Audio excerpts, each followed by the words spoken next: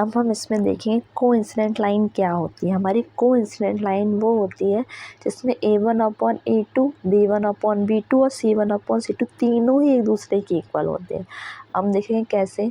सबसे पहले ये जो हमें लीनियर इक्वेशन गिवन है, ये हमारे पास क्या है, देखो ध्यान समझो। ये हमारा सपोज़ हमारी लीनियर इक्वेशन होती है A1x plus B1y plus C1 equals to 0, और एक इक्वेशन होती है A2x plus B2y plus C2 equals to 0। तो हम सिंपली जो ये दिया हम इससे कंपेयर करते हैं। देखो ये फर्स्ट वाली इक्वेशन हमारी पूरी एज इट इज़ है।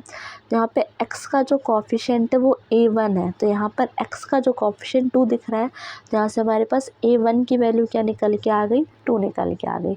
अब हम सेम ऐसे ही देखेंगे, y है, y का कोफिशिएंट B1 है, तो यहाँ पे y का कोफिशिएंट हमें -3 दिया है, तो हम सिंपली B1 की वैल्यू हमारे यहाँ से आ गई, B1 की वैल्यू आ गई -3। अब हम ऐसे C1 का देखते हैं। अब C1 है तो C1 का कोफिशिएंट क्या दिख रहा है हमें, -9, तो यहाँ पे C1 हमारा क्या हो गया, -9 हो गया। अब हम देखते हैं इसको, हम इससे कंपेयर करते हैं। x का कोफिशिएंट A2 है, मीन्स यहाँ पर x का जो कोफिशिएंट 4 दिख रहा है, तो यहाँ से हमारी A2 की वैल्यू क्या निकल के आ गई है, 4 निकल के आ गई है। अब y का कोफिशिएंट यहाँ B2 है, तो यहाँ y का कोफिशिएंट हमें क्या दिख रहा है, +6 दिख रहा है। सॉरी, यहाँ पे हमारा प्लस है, ठीक है, ये हमारा प्लस है, ये हमारा प्लस पे चल रहा है, ये हमारा प्लस है।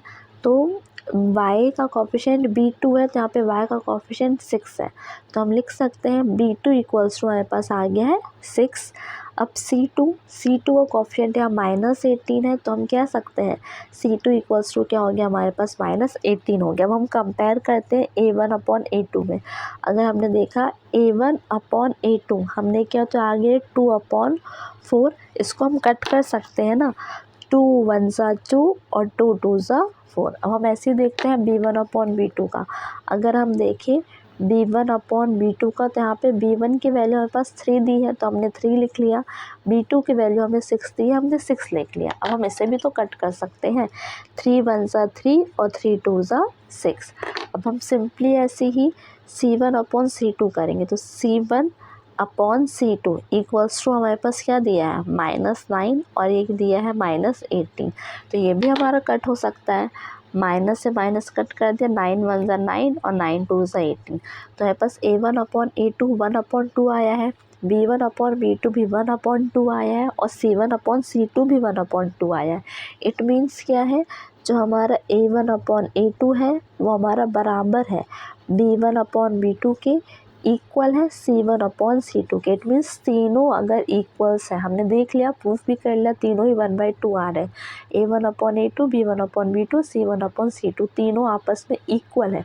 जब भी तीनों आपस में इक्वल होती है तो वो हमारी कौन सी लाइन कहलाएगी, कोइंसिडेंट लाइन कहलाती है। और साथ ही साथ इसके कैसे सॉल्यूशंस होते हैं, ये हमारी कोइंसिडेंट लाइन तो कहलाएगी, और इसके सॉल्यूशंस कैसे होते हैं, इनफाइनाइटली मैनी सॉल्यूशन इसके होते हैं, इनफाइनाइटली मैनी सॉल्यूशन। और ये हमारी कौन सी लाइन कहलाती है, हमारी कोइंसिडेंट लाइन कहलाती है। आई होप आपको ये अच्छे से क्लियर हो गया होगा।